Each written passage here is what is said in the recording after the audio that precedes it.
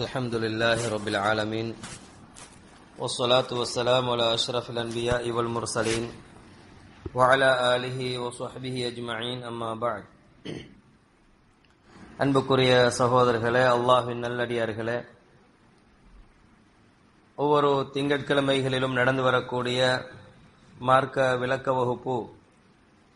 இன்றைய பாடத்தில் நாங்கள் ஒரு மனிதர் மலசல கூடத்தில் நுழைந்தால் அவருக்கு சுன்னத்தாகக்கூடிய கடமைகள் என்ன, சுன்னத்தாகக்கூடிய அம்சங்கள் என்ன என்பதை நாம் பார்க்கிற பொழுது ரசூலுல்லாஹி ஸல்லல்லாஹு அலைஹி வஸல்லம் அவர்கள் சொன்னார்கள், ஒரு மனிதன் மலசல கூடத்தில் நுழைகின்ற பொழுது பிஸ்மில்லாஹி அல்லாஹும்ம இன்னி அஊது பிக மினல் குபுஸி வல் கபாயிஸ், அல்லாஹுடைய பெயரை கொண்டு இந்த காரியத்தை நான் செய்கிறேன் என்று சொல்லி, இறைவா உன்னை கொண்டு நான் பெண் ஷைத்தான் ஆண் ஷைத்தானுடைய தீங்குகளில் இருந்து நான் பாதுகாப்பு தேடுகிறேன் என்ற இந்த வசனத்தை சொல்லி, இந்த பிரார்த்தனையை சொல்லி இடது காலை முன்வைத்து உள்ளே நுழைய வேண்டும் என்று நபி அவர்கள் சொன்னார்கள்.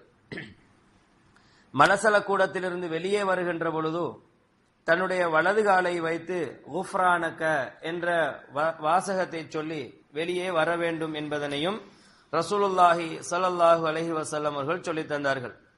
இந்த நேரத்தில் ஒன்றை நாங்கள் அவதானிக்க வேண்டும். ஒரு மனிதன் மலசல கூடத்தில் சென்று தன்னுடைய தேவையை நிறைவேற்றுகின்ற அந்த தருணத்தில் எப்பொழுது தன்னுடைய ஆடையை அவர் உயர்த்தி கொள்ள வேண்டும் என்று சொன்னால், பூமியை நெருங்குகின்ற பொழுதுதான், பூமியை நெருங்குகின்ற பொழுதுதான் தன்னுடைய ஆடையை என்ன செய்யணும், அகற்றிக்கொள்ள வேண்டும் என்பதனையும் ரசூலுல்லாஹி ஸல்லல்லாஹு அலைஹி வஸல்லம் அவர்கள் சொன்னார்கள்.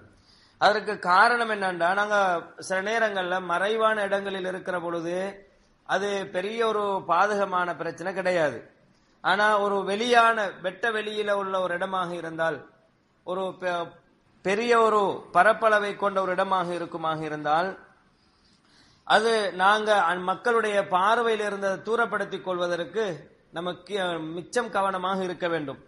ரசூலுல்லாஹி ஸல்லல்லாஹு அலைஹி வஸல்லம் அவர்களுடைய நிலைப்பாட்டை பற்றி ஜாபிர் ரலியல்லாஹு அன்ஹு அவர்கள் அறிவிக்கிறார்கள், நாங்க நபி ஸல்லல்லாஹு அலைஹி வஸல்லம் அவர்களோடு ஒரு பயணம் செய்தோம்.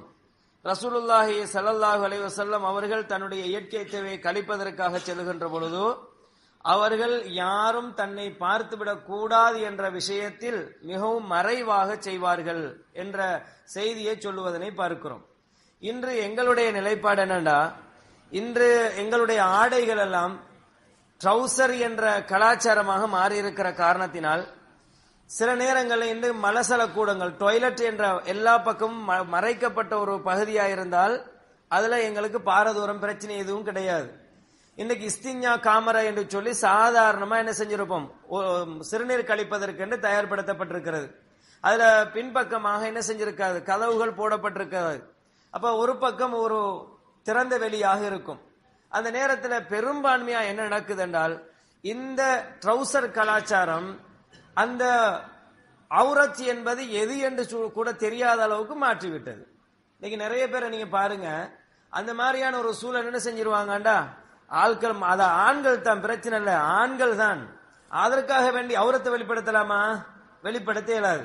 இன்னைக்கு அந்த நிலைப்பாட்டில் என்ன நடக்குது என்றால், மலசல கூடத்துக்கு போய் அந்த சிறுநீர் கழிப்பதற்காக போற சந்தர்ப்பத்தில் யாரும் வராங்களே போறாங்களே பாப்பாங்களே அவுரத்து வெளிப்படுதே என்ற எந்த சிந்தனையும் இல்லாம அப்படியே என்ன செஞ்சிடறோம், அந்த ட்ரௌசர் கலாச்சாரத்தினால அவுரத்தை வெளிப்படுத்திட்டு போறோம்.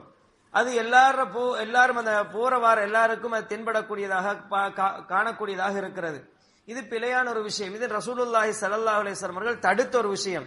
எந்த அளவுக்கு சொல்றாங்கண்டா, ஒரு மனிதன் சொந்த நாணதம்பியா கூட இருக்கலாம், ஒரு போர்வையில நீங்க போர்த்தி படுக்க கூடாது என்று சொல்லுகிறாங்கண்டா காரணம் என்ன தெரியுமா, அது ஒரு அதபு கெட்ட வேலை என்றதை நம்ம வெளிப்படையா சொல்லலாம். ஒழுக்கம் இல்லாத வேலைன்னு சொல்லுவோமே, இந்த ஒழுக்கம் இல்லாத ஒன்றுதான் ஒரு பெட்ஷீட்ல 2 ஆண்கள் அல்லது 2 பெண்கள் போர்த்தி உறங்குவது. அது உம்மாவும் மகளாவும் கூட இருக்கலாம், அல்லது தந்தையும் மகனா இருக்கலாம், சகோதரர்களாக இருக்கலாம், நண்பர்களா இருக்கலாம், யாரா இருந்தாலும் இந்த மாதிரி இருக்கிறத கூடாது என்று இஸ்லாம் சொல்லுது. ஏன்னா நிறைய ஒழுக்கவியல் அங்க பாதிக்கப்படும். அதே நேரத்தில் ரசூலுல்லாஹி ஸல்லல்லாஹு அலைஹி வஸல்லம் இந்த அளவுக்கு தடுத்திருக்கிறாங்கண்டா, ஒரு ஆண் இன்னொரு ஆணுடைய அவுரத்தை பார்க்க கூடாது, பார்க்கிறது ஹராம் என்று சொல்றாங்க. ஒரு ஆண் இன்னொரு ஆணுடைய அவுரத்தை பார்க்கிறது ஹராம். இது ஹராம் எங்களுக்கு விளங்குதே இல்லை பாருங்க, ஏன்னா நம்ம மாத்திட்டோம் அதை. அப்ப ரசூலுல்லாஹி ஸல்லல்லாஹு அலைஹி வஸல்லம் பூமியை நெருங்குகின்ற பொழுதுதான் ஆடையை உயர்த்தி கொள்ள வேண்டும் என்று சொல்றாங்க. நாங்க நின்ற நிலையிலே என்ன செய்யறது, எல்லாத்தையும் அவுரத்தை பத்தி எந்த விதமான பொருட்டும் இல்லாம நம்ம அவுரத்தை வெளிப்படுத்த நிலையில போற ஒரு சூழல் இருக்குதா இருந்தால் இது எந்த அளவுக்கு நம்முடைய மஸ்ஜிதுகளில் கவனிக்கப்படுகிறது. விசேஷமாக மஸ்ஜிதுகள்ல, ஏன்னா அந்த சிச்சுவேஷன் அந்த சூழல் தான் எல்லா இடங்களும் இருக்குது, பெரும்பான்மையான இடங்கள்ல. அப்ப இந்த மாதிரியான இடங்கள்ல ஹராம் ஒன்று நடைபெறுகிறது என்பதனை விசேஷமாக இந்த இடத்துல ஒரு தாழ்மையான ஒரு வேண்டுகோளாக கூட நிர்வாகத்தினர் அதை கவனிக்க வேண்டும் என்ற ஒரு விஷயத்தையும், அதே போன்று இங்கு இருக்கக்கூடிய நிறைய வயது முதிர்ந்தவர்கள் இருக்கிறீங்க, இதுல நீங்க கவனம் எடுக்க வேண்டும் என்ற அதே நேரத்தில் வாலிபர்கள் இருக்கிறீர்கள், வாலிபர் கூட இந்த அவுரத் என்றதை விளங்காத ஒரு சூழல் உருவாகிறது. சின்ன பிள்ளைகளுக்கு இந்த கலாச்சாரம் சாதாரணமா மாறிடும் ஒரு காலம் போகக்கல. எனவே அந்த அவுரத்தை ரசூலுல்லாஹி ஸல்லல்லாஹு அலைஹி வஸல்லம் அந்த அளவுக்கு மறைக்க வேண்டும் என்று சொல்லுகிறார்கள் என்பதனை நானும் நீங்களும் புரிந்து கொள்ள வேண்டும்.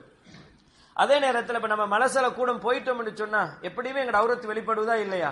இப்ப ரசூலுல்லாஹ் சொன்னாங்க, உங்களோட அவுரத்தை ஜின்களுடைய பார்வை, ஷைத்தானுடைய பார்வையில இருந்து மறைக்கிறதுக்கு ஒரு திரை என்ன தெரியுமா? நீங்க உள்ள போகும் பொழுது பிஸ்மில்லாஹ் என்ற வார்த்தையை சொல்லிட்டு போறீங்களே, அந்த துஆ ஓதிட்டு போறீங்களே, இது ஷைத்தான்ட பார்வையை மறைச்சிரும். நீங்க உள்ள போனா ஷைத்தான் அதெல்லாம் பார்க்கறதுக்கு சக்தி இல்லை அவனுக்கு என்று ரசூலுல்லாஹி ஸல்லல்லாஹு அலைஹி வஸல்லம் அவர்கள் சொன்னார்கள். அதே போல நாங்கள் அப்படி அந்த மலசல கூடத்துக்கு போய் அந்த மாதிரியான ஒழுக்க விதிமுறைகளை மீறினால் நபி ஸல்லல்லாஹு அலைஹி வஸல்லம் அவர்கள் கற்றுத்தந்த அந்த வழிமுறைகளை மீறியவர்களாக ஒரு ஹராத்தை வெளிப்படையாக செய்தவர்களாக மாறிவிடுவோம் என்பதனையும் புரிந்து கொள்ள வேண்டும். அதே போன்று மலசல கூடத்துக்கு போனோம் என்றால் நாங்க எங்களுக்கு என்ன ஹராம் ஆகுது, எங்களுக்கு என்ன ஹராம், மலசல கூடத்தில் என்ன ஹராம் என்றதையும் ரசூலுல்லாஹ் தெளிவாக நமக்கு சொல்லி தந்திருக்கிறாங்க. ஒரு மனிதன் சிறுநீர் கழிக்கணும் என்றால் தேங்கி நிற்கிற தண்ணி, ஓடாத தேங்கி நிற்கிற ஒரு சிறிய ஒரு குட்டையாக இருக்கலாம், ஒரு சிறிய குழியில தண்ணி தேங்கி நிற்குது, ஒரு பாலியிலேயோ ஒரு பக்கெட்லயோ தண்ணி இருக்குது ஏன்னா அந்த இடத்துல சிறுநீர் கழிப்பது ஹராம். தேங்கி நிற்கிற தண்ணியில சிறுநீர் கழிப்பது ஹராம். அதாவது சிறிய ஒரு இடத்துல, பெரிய ஒரு இடமாக இருந்தால் அது மக்கள் குளிக்கிற இடமா என்கிறத கவனித்து நாம் என்ன செய்யலாம், அதுல தவிர்த்து கொள்ள வேண்டும் என்ற விஷயத்தை நாங்க தெரிந்து கொள்ள வேண்டும். ரசூலுல்லாஹி ஸல்லல்லாஹு அலைஹி வஸல்லம் அவர்கள் சொன்னார்கள், அன்னஹு நஹா அனில் பௌலி ஃபில் மாஇ அர்ராகித், தேங்கி நிற்கக்கூடிய நீர்ல சிறுநீர் கழிப்பதை ரசூலுல்லாஹ் தடை செய்தார்கள். அதே மாதிரி சிறுநீர் கழிக்கிற பொழுது வலது கையால அஃபங்களை பிடிக்க கூடாது, அஃபங்களால வலது கையால சுத்தம் செய்யவும் கூடாது என்ற செய்தியை ரசூலுல்லாஹ் சொன்னாங்க.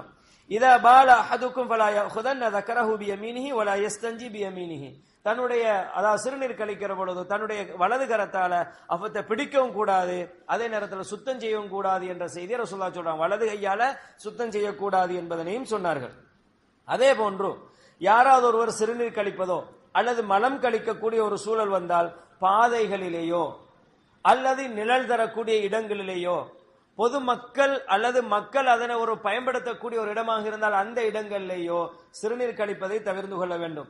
அதே நேரத்தில் விசேஷமாக பொதுவான தோடங்கள், எங்களுக்கு சொந்தம் இல்ல, பொதுமையான ஒரு தோட்டத்தில் என்ன செய்யக்கூடாது, இந்த மாதிரி மலம் சலம் கழிப்பதை தவிர்த்து கொள்ள வேண்டும். பழம் தரக்கூடிய மரங்களுக்கு கீழால, அதே போன்று தண்ணீர் நிலைகள்ல இந்த மாதிரி எல்லாம் சிறுநீர் கழிப்பதோ மலம் கழிப்பதோ இஸ்லாம் தடை செய்திருக்கிறது என்பதனை நாங்கள் புரிந்து கொள்ள வேண்டும். ரசூலுல்லாஹி ஸல்லல்லாஹு அலைஹி வஸல்லம் அவர்கள் சொன்னார்கள், முஆத் ரலியல்லாஹு அவர்களை பார்த்து, சபிக்கப்படக்கூடிய 3 அம்சங்களை பயந்து கொள்ளுங்கள் என்றார்கள். சாபத்துக்குரிய 3 விஷயங்களை பயந்து கொண்டாங்க. அது என்ன 3 விஷயங்கள் என்றால், தண்ணீர் நிலைகளில் மலம் கழிப்பது அல்லது சலம் கழிப்பது, இரண்டாவது பாதையோரங்கள்ல மக்கள் பயன்படுத்தக்கூடிய பாதைகளில இந்த மாதிரி சிறுநீர் கழிக்கிறதோ மலம் கழிக்கிறதையோ பயந்து கொள்ளுங்கள். நிழலுக்கு கீழாலம், நிழல் தரக்கூடிய எந்த இடமா இருக்கலாம், அது ஒரு பஸ் ஸ்டாண்டா இருக்கலாம், ஒரு மரமா இருக்கலாம், அல்லது ஏதோ ஒரு நிழல் தரக்கூடிய ஏதாவது ஒரு இடமாக இருந்தால் அந்த இடத்துல ஒரு மனுஷன் ஒதுங்குவானா இல்லையா? கடுமையான வெயில் அந்த உஷ்ணத்தினால பாதிக்கப்பட்டு அந்த நேரத்தில் ஒரு நிழலை கண்டா ஒதுங்கி போயிருவான். அந்த இடத்துல யாராவது இந்த மாதிரி வேலை பண்ணி இருந்தால் போறவன் என்ன சொல்லுவான் தெரியுமா, திட்டிடுவான், அதை லானத்தை செஞ்சிருவான். நானே இந்த அளவுக்கு கஷ்டப்பட்டு வருகிறேன், இந்த இடத்துல போய் இந்த மாதிரி பண்ணிருக்கிறானே என்று திட்டிடுவான் அந்த மனுஷன். அதனால ரசூலுல்லாஹ் சொன்னாங்க, சாபத்துக்குரிய 3ஐ தவிர்த்து கொள்ளுங்கள் என்று முஆத் ரலியல்லாஹு அன்ஹு அவர்களுக்கு ரசூலுல்லாஹி ஸல்லல்லாஹு அலைஹி வஸல்லம் அவர்கள் சொன்ன செய்தியையும் நாங்கள் புரிந்து கொள்ளலாம். அதே போல இன்னொரு செய்தியும் ரசூலுல்லாஹ் அதே மாதிரி சபிக்கப்பட்ட செய்தியா சொல்றாங்க. அதே நேரத்தில் இன்னும் ஒரு செய்தி என்ன, சுத்தம் செய்கிற பொழுது நம்ம சுத்தம் செய்வதற்கு கற்களை பயன்படுத்தலாம், அல்லது அந்த நீரை உறிஞ்சக்கூடிய பிடவைகளோ டிஷ்யூ போன்ற ஏதாவது ஒன்றை பயன்படுத்தலாம் என்று சென்ற பாடத்திலும் பார்த்தோம். இந்த இடத்துல ரசூலுல்லாஹி ஸல்லல்லாஹு அலைஹி வஸல்லம் மிருகங்களுடைய விட்டைகள், எலும்புகள் இவைகளை பயன்படுத்துவதை ரசூலுல்லாஹ் தடை செய்தார்கள். அதே போல முஸ்லிம்களுடைய கபறுகள், அவைகளுக்கு இடையில கபறுகள் இருக்கக்கூடிய இடங்கள்ல சிறுநீர் கழிப்பதையோ மலம் கழிப்பதையோ ரசூலுல்லாஹி ஸல்லல்லாஹு அலைஹி வஸல்லம் அவர்கள் செய்யக்கூடாது என்று தடை விதித்தார்கள் என்பதனையும் புரிந்து கொள்ள வேண்டும். அதே நேரத்தில் ரசூலுல்லாஹி ஸல்லல்லாஹு அலைஹி வஸல்லம் அவர்கள் வெறுத்த சில காரியங்கள் இருக்கின்றன, அதனை நாம் சுருக்கமாக பார்த்துக் கொள்வோம். அதாவது ரசூலுல்லாஹி ஸல்லல்லாஹு அலைஹி வஸல்லம் அவர்கள் சிறுநீர் கழிக்கிற நேரத்தில் காற்று வீசும் பகுதியில சிறுநீர் கழிக்காதீங்க அப்படின்னாங்க. என்ன நடக்கும்டா, அப்படி காத்து வீசுற நேரத்துல சிறுநீர் கலை சாதாரணமா நம்ம ஏதாவது வாய் கொப்பளிச்சு தண்ணியை துப்பினாலே நம்ம முகத்துக்கே வந்துடும். அப்ப சிறுநீரை கழிச்சா நடக்கும், எங்களோட உடம்புக்கே திருப்பி அதை என்ன செஞ்சிடும், அந்த நஜீஸ் பட்டுரும். ரசூலுல்லாஹ் சொன்னாங்க, காத்து வீசுற பக்கத்துல என்ன செய்யாதீங்க, சிறுநீர் கழிக்காதீர்கள் என்ற செய்தியை சொன்னாங்க. இரண்டாவது, பேசுவதையும் ரசூலுல்லாஹ் வெறுத்தார்கள். பேசுறத ஹராம் என்பதல்ல, வெறுத்திருக்கிறாங்க. அது பேசாம ஒரு ஆள் போயிட்டு வர போன வேலை பேசிட்டு இருக்கிறதா, அங்க போன என்ன எங்களை தேவையை முடிச்சுட்டு வெளியே வர்றது, அங்க போய் 2 பேர் இருந்து கொண்டு பேசிட்டு இருந்தா என்னவா இருக்கும்.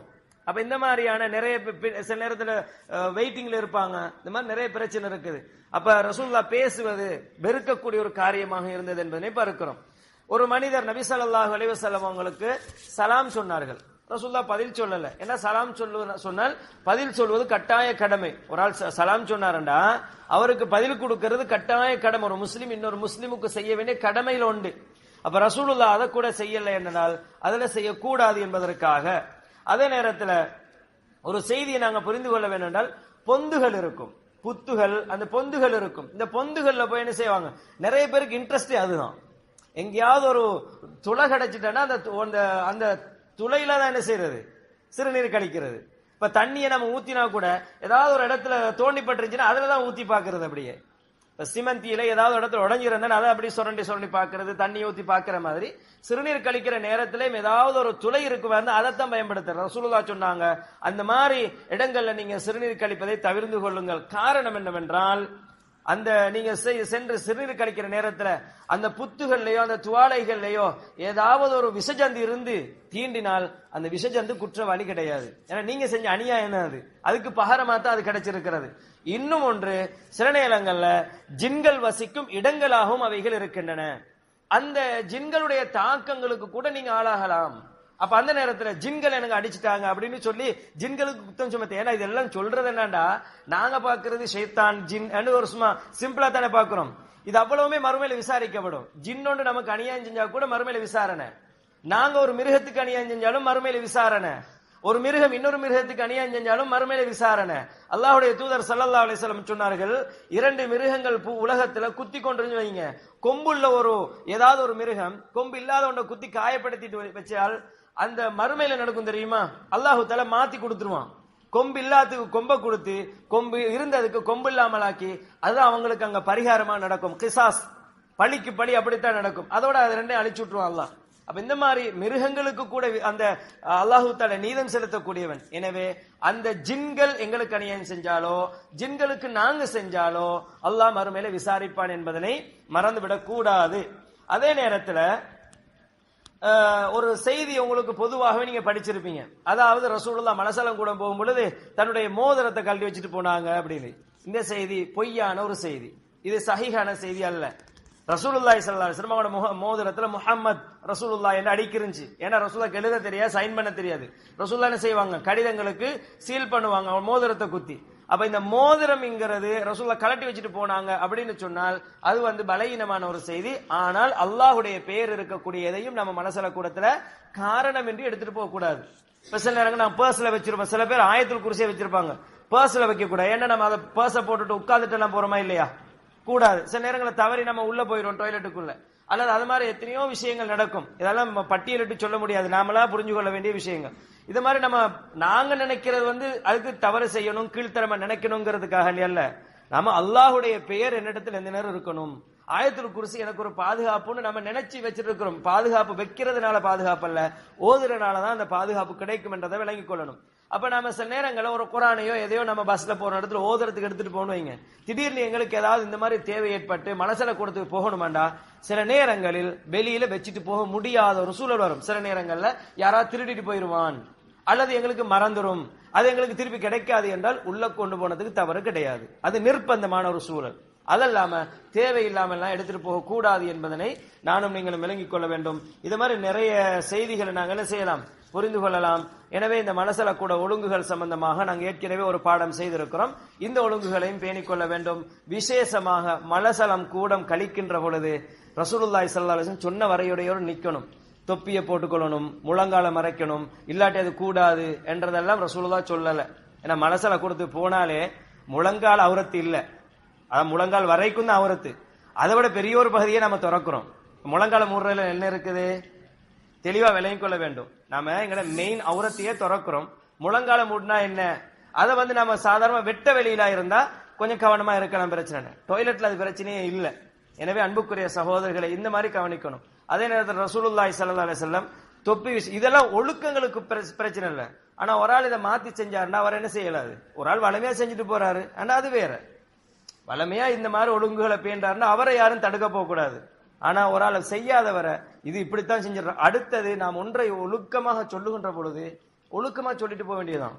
இது ரசூலுல்லாஹ் செய்தார்கள், சஹாபாக்கள் செய்தார்கள் என்று இணைத்தால் நாங்க மறுமையில பதில் சொல்லி ஆகணும். நீங்க எப்படி என்னோட இணைச்சிங்க என்று ரசூலுல்லாஹ் கேட்பாங்க, என்னோட எப்படி இணைச்சிங்க என்று சஹாபாக்கள் கேட்பாங்க. அதுக்கு பதில் சொல்ல நம்ம தயாராகணும். எனவே இஸ்லாத்தை எதையும் நாங்கள் புனிதமாக ஒரு ஒழுக்கமாக கருதி செய்யலாம். ஆனா நபியோட சஹாபாக்களோடு இணைக்கிறதாக இருந்தால் கட்டாயம் ஆதாரம் தேவை.